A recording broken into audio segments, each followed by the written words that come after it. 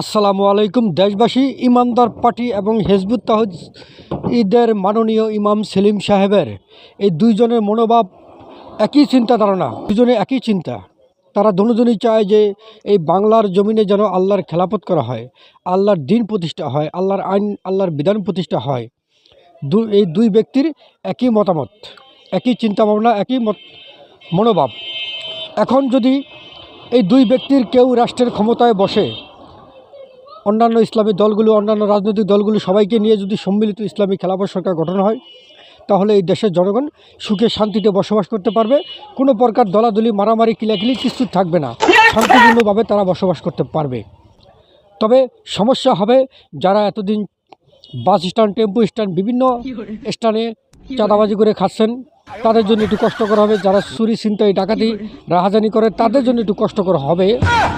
কারণ ওনারা তো ইসলামী খেলাফত সরকার প্রতিষ্ঠা হলে সমস্ত দান্দাবাজি বন্ধ করে দিবেন, তখন ওনারা কিভাবে চলবেন? এই জন্য আমি আর একটা সুযোগ সুবিধা দিতে পারি।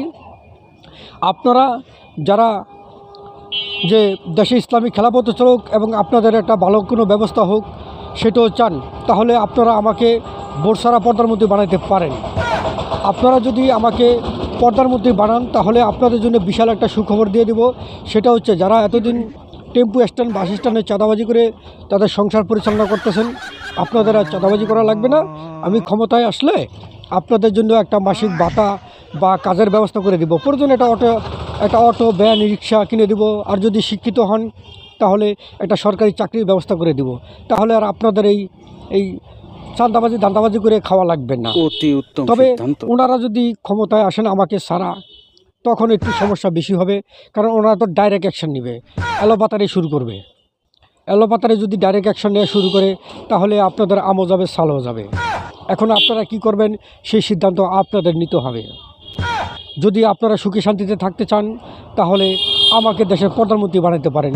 তবে ভাই, আমি ভোটের মাধ্যমে প্রধানমন্ত্রী হওয়ার ইচ্ছা আমার নেই। কারণ এই এত হাজার হাজার লক্ষ লক্ষ লোক ভোট দিবে, তারপরে পাশ করবো, তারপরে ক্ষমতা যায় বসুন, এ অনেক ঝামেলা, অনেক টাকা পয়সা খরচ। আমার এত টাকা পয়সাও নাই, তো ঝামেলা সম্ভব না। যদি আপনারা পারেন জোর করে আমাকে চেয়ারে বসায় দেন, একবারে ঝামেলা শেষ। বসে শুধু জনগণের সমস্যাগুলো শুনবো আর সমাধান করে দিব, টেনশন মুক্ত থাকতে পারবেন। এখন সিদ্ধান্ত আপনারা কি করবেন। আর যদি আপনারা ভোটের রাজনীতি চান, তাহলে সমস্যা নাই।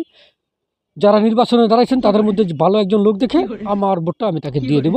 তিনি যদি ক্ষমতায় এসে আপনার জন্য ভালো কিছু করেন, তা আলহামদুলিল্লাহ। আর ভালো কিছু না করলে নাউজুবিল্লাহ। ধন্যবাদ।